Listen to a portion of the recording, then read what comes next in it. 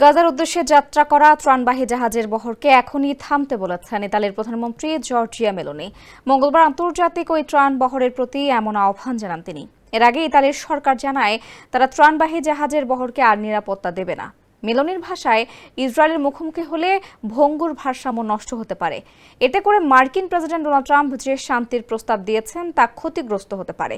এই পরিকল্পনা ভেস্তে গেলে অনেকেই খুশি হবে বলেও এক বিবৃতিতে জানান মেলোনি। ইতালির প্রধানমন্ত্রী বলেন, তার আশঙ্কা ইসরায়েলি নৌ অবরোধ ভাঙার জন্য নৌবহরের এই প্রচেষ্টা একটি অজুহাত হতে পারে, আর এই কারণেই নৌবহর এখনই থামা উচিত। তবে এত কিছুর পরও থামতে রাজি নয় গ্লোবাল সমুদ ফ্লোটিলা। নিন মজাদার গোলমার্ক পপ, কুড়মুড়ে বাইটে ফুরফুরে লাইফ। আইন প্রণেতা, আইনজীবী, অধিকার কর্মীদের নিয়ে 40টির বেশি বেসামরিক জাহাজ ইসরায়েলের অবরোধ ভেঙে এগিয়ে যেতে চায় অবরুদ্ধ গাজায়। তবে সেই বহরকে থামাতে উঠে পড়ে লেগেছে ইসরায়েল সরকার।